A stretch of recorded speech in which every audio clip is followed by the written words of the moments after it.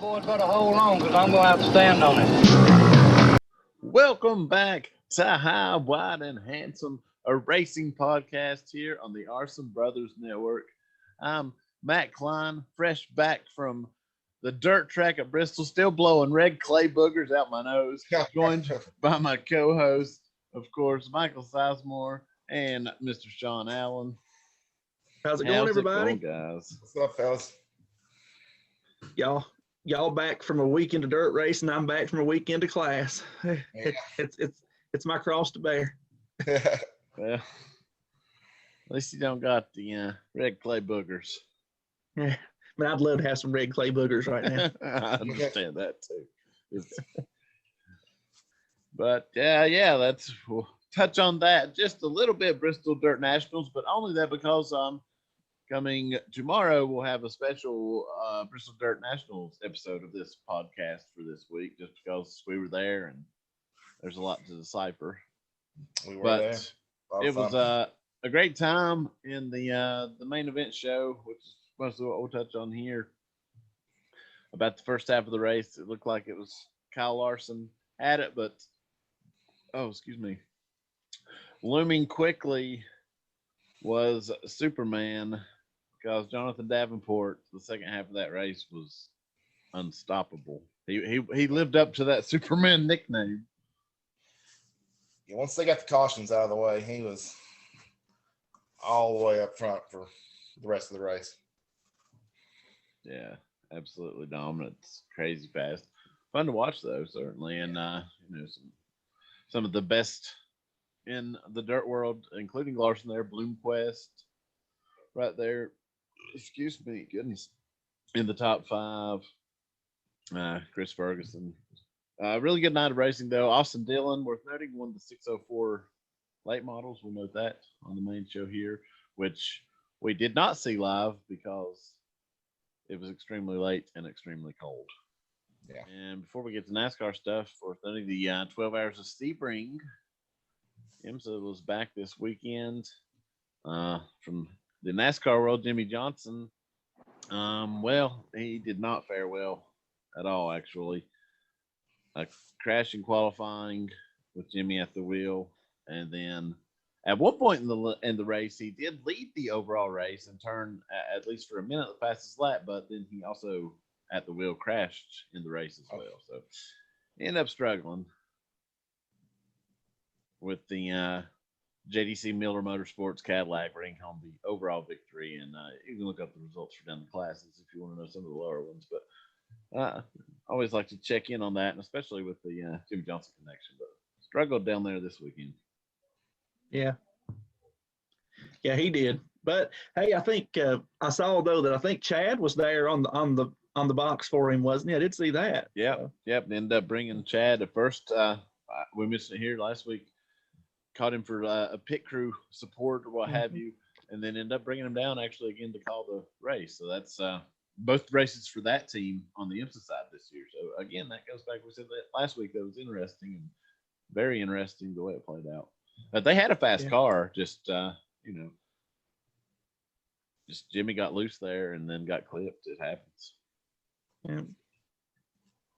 Them's the breaks. That's right. Give me a break of that Kit Kat bar. Who is not one of our sponsors, so we're not encouraging. It's not one of our sponsors, but I'll transition it to the Candy Man, because we'll go to the truck racing from Atlanta. Do you like what I wrapped in there? And Kyle Busch, from my understanding, we didn't get to see the race. Size and I assume Sean probably watched some trucks in Xfinity this weekend, at least some. But I guess Kyle dominated the truck race, which with winning it led him to be late to Bristol Dirt Nationals, and them seemingly holding up the show, waiting on him, which led to it being very late and very cold. It's all Kyle Busch's fault. Always Kyle Busch's fault.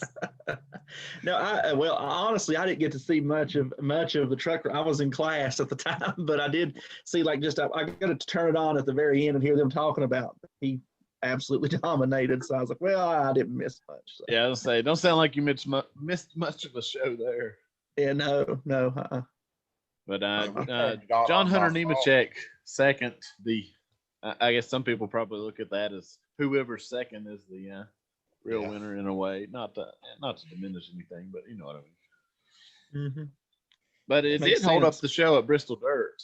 So I wish he would not have won. Yeah. Regardless of like him, don't like him, anything. Yeah, I mean, his truck got second. He was going to get money if he was there or not. Yeah, exactly. He's on Man. for Come on. John Hunter team. He could have Drop got paid. back. Let John Hunter have that one. You can get out there. He ain't gonna do it. I'm telling No, you. no. The man loves to win. That's He the fact does. about that. He does. Probably to a fault, actually. Yeah. But that gets us into a seemingly more crazy. I did watch the highlights. Xfinity race. Certainly the fight that everyone's still talking about a bit. Yeah. Gragson. Man. Gragson throwing them haymakers, baby. Dude, Gragson is wild. Like, Dude, it's like, and you know, I saw I can't remember the whole tweet, but one of the reporters tweeted out. I don't remember what the first thing was. It was like, but this race continues to prove two things. The first, I don't remember what it was, but the second one was, and that no other driver likes Noah Gragson. I guess you got a point there. Man, Hemric was hot. oh, dude, he was. But did you guys get to see what caused all that though? The incident on pit road?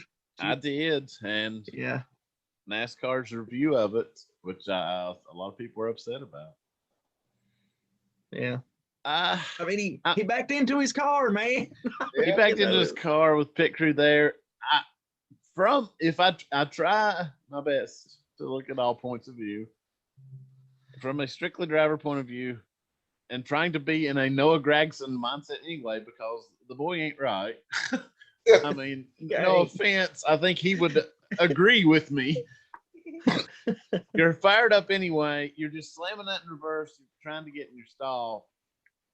It very well could have been unintentional, but it was still, regardless, it was completely idiotic. Yeah. Even if it was unintentional, it's a bad move. And it very well could have been intentional. I can't say that it was or wasn't. NASCAR said that it wasn't. So I guess that's the end all be all, at least for this. So it's just nasty. You just don't want to see. You don't want to be having this conversation. The fight, whatever, that's entertaining. But the way we got there this time is you don't want to see. I just Man, love but it. man, Like- the Dale Jr. on his show, the Open every week anymore, is him having to talk about something Noah did that weekend. I mean, yeah, you know, it's that's what crazy. I'm saying. Noah is wild. Like I feel like we've all known it and seen it, but like this last week solidified. Like it's every week now, and Yeah. if you're winning, you can get by with some of this, but they're not winning. Yeah, I mean, yeah. that's just being honest about it. We saw, just thinking back to rowdy drivers early in their career. Kyle Busch, Kevin Harvick was very rowdy early in his career. That's the first two to come to mind. There's others, but they were winning and backing this up. Noah's that they're not winning; they're running decent. So I'm just thinking, Dale Jr. is not someone you listen to that show every week. He's not a aggressive driver or aggressive personality in nature. He's not going to enjoy putting up with this, even if it's just having to do Fallout every week. I don't know. I really did enjoy the Martin Truex interview where he's got, I don't even know who the sponsor was, but it looked like Dollar General. He has Dollar General gator on, his Dollar General hat on. He's talking. They're fighting. Well, Martin's problem was he couldn't believe that Hemric got mad and was actually going to do something about it. Martin was like, "Who does that? Like he's going to try to. I mean, come on, he ain't just going to get out and talk junk. Like he's going to go there."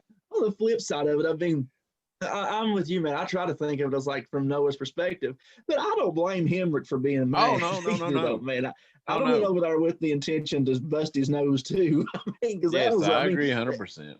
I mean, you know, you run into the cars, one thing, but man, the pit crew was all around right there Yeah. working on the car. I mean, who does man. that? I mean, Oh, I'm with you 100%. If I'm Hemric, I'm doing the same thing. 100%. To the Cup race in Atlanta, with really not much to say other than Kyle Larson absolutely dominating a race like I don't think we've saw in a while. Not that. At one point, he was like 11 seconds or more ahead of second place. It don't matter who dominates the whole race. It matters who dominates the last lap. That is fact. The money lap. And we saw it with handful to go there. Blaney, a lot of people saying it was because Joe Logano threw the block. I mean, it didn't hurt Blaney, but Blaney had it anyway. You wrote that one, Blaney got that one, in my opinion. Yeah. So that argument, it's kind of a moot point, really. It is. And, and we talked about it last week. Atlanta has that rubber band effect. You start out close, you expand for a while, then it just seems like always at the end. I mean, this ain't the first time we've seen that happen in Atlanta. What that happened to Harvick recently. I mean, it happens to a lot of people. They'll dominate, and then Right. Young Ryan Blaney, love to see it. Love to see it. YRB, I like to see it too. Sean, what happened to your guy? Blow his engine up or something? Don't know how to switch gears? Man, Alan put too much tape on the front end of that car, and y'all know it. When he went there, it looked like half the grill. I mean, over half the grill was covered up. I was like, that ain't going to work. What the heck? Like, I seen it. I mean, next thing you know, he's back there with Kurt Busch. Basically, Kurt had terrible days, but Yeah, Kurt very upset with Denny Hamlin. Yeah, and I mean, understandably so. Denny, I mean, more or less punted him into the wall on a restart. You can make your own take of intentional, not intentional. I mean, he probably didn't mean to literally put him in the wall, but he probably knew he was getting into him pretty hard. Have y'all seen the Twitter feud that's going on right now between Kurt and Denny? I saw Kurt's post of a car running into a building or whatever. Yeah. Well, apparently, I guess Kyle posted a Toyota Gibbs drivers meeting or something there, and it said, "Where's Denny?" It had Kyle's in the picture, Truex is in the picture, Bell was there, but no Denny. And Denny responded with buying your brother flowers, and then Kurt responded to the buying your brother flowers comment with the car crashing into the flower shop. Oh, okay. Well, I, just to remind you all, I can't see anything that Mr. Hamlin tweets, so this is all news to me. Blocked. Yeah. Still proudly on his list. That's hilarious. All right. Maybe we'll share that story in an off-season episode or something. We will go there. Yeah. That gets us to the upcoming week ahead and lots of stuff to look forward to this week. First off, I'll note Formula One, the World Circuit, is back this week in Bahrain. I could be butchering that, but it sounds good, right? But yeah, that's kicking off their season. Probably peep in on that. It's always on at such odd times here. Yeah. But Wednesday night, the Pro Invitational Series on iRacing is back for the first race of this season at the Bristol Dirt, which of course will be where all of NASCAR is. Yeah. But I'll boast the entire Cup Series roster and more are doing this thing at this point, including they're airing it on Fox Sports 1. I know they're showing it on TV. It's pretty cool. Yeah, FS1 Wednesday night cool. or tonight when this comes out. So at main event set for 8:40, it looks like tonight. Okay, cool. If you're watching this the day it comes out, but awesome. Dale Earnhardt Jr. returning behind the wheel in a way, if you will. Man, just almost the entire Cup Series roster and a few from others. So looking forward to that. Yeah, absolutely. William Byron about to win on the dirt. Might do it. He's good on iRacing now. That's a fact. It is. That gets us. We'll look just a second at the truck series. Yeah, a lot of Cup guys running truck too. Yeah, the truck series is loaded this weekend. Yeah. And to pull up the entry. You got 43 trucks in it, I think. That's what I saw Podcast tweeting earlier. Yeah, 44 now. 4? Okay. Notable names of not norm include, I'm looking down, Chase Briscoe, Bubba Wallace, Kevin Harvick,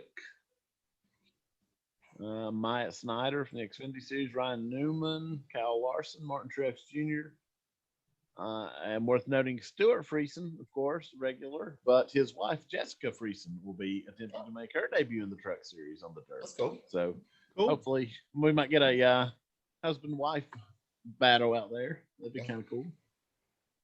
That's cool. Bubba's got a truck dirt win before, right? He won at Eldora a few years back. Yeah. That's cool. Cool to see him racing trucks on the dirt again.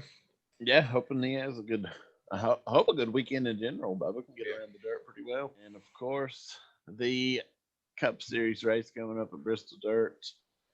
That's the one everyone is talking about. Yeah, probably the most talked about race of the season. Really. Yeah, I have to agree 100%. Man. Something The none of buzz us about it is real. Yeah. What? So let me ask you guys this: you all been there, you've seen it, you've seen what it looks like, you've seen people running on it. So really, what do you think is going to happen? I mean, is it just going to be complete carnage? I mean, what do you think is going to happen?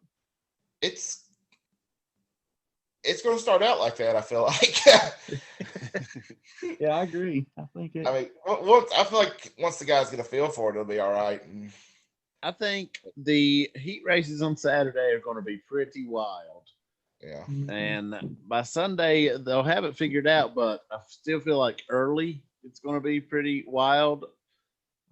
It's possible that if they get two grooves worked in, which is going to be hard to do because the cars are so damn heavy, but if they can, we'll have potentially some good show, but I'm afraid it's going to rubber up a lot and become a one-lane track because we saw just how that track took rubber the other night.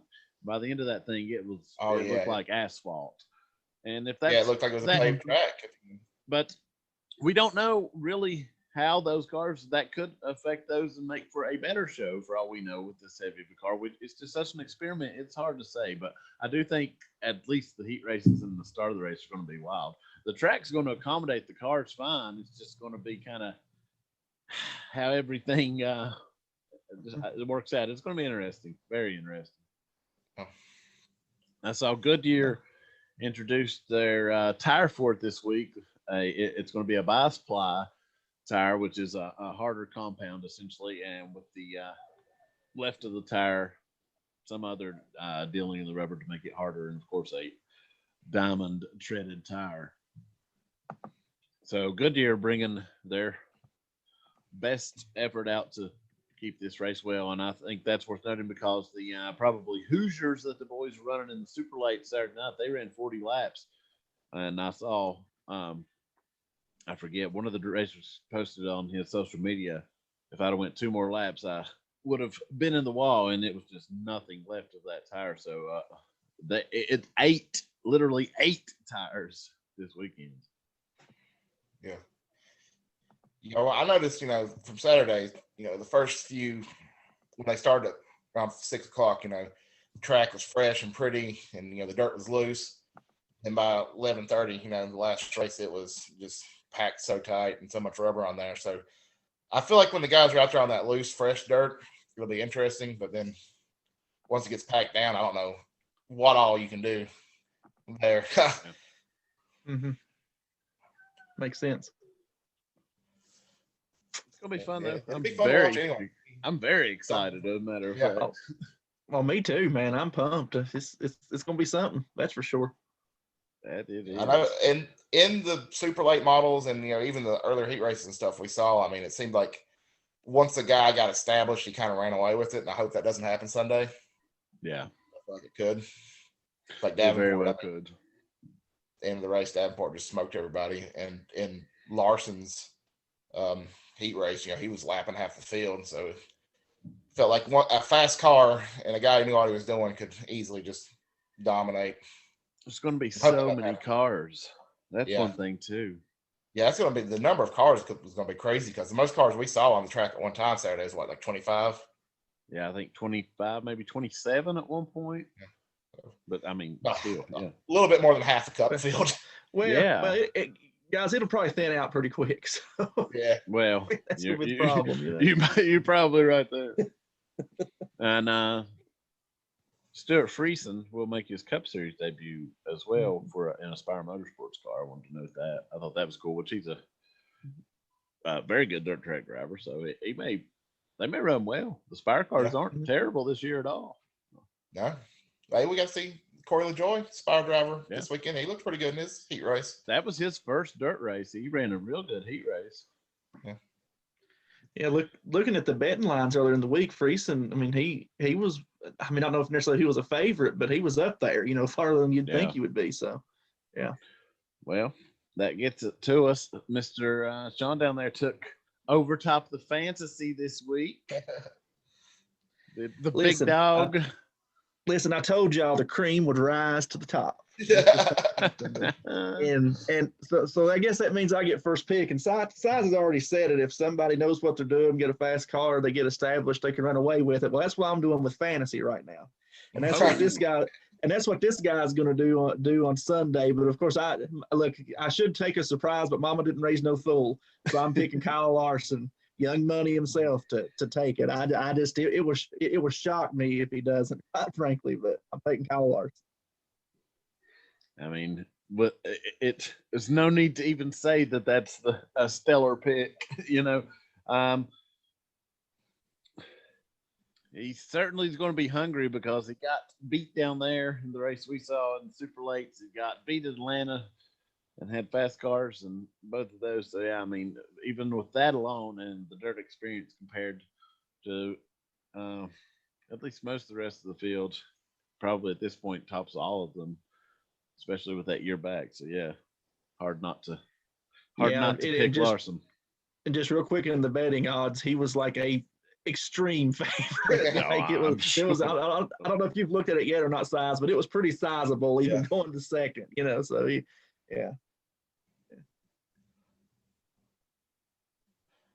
Well, Matt, you're next up in the standings there, so let you go ahead. Who you got?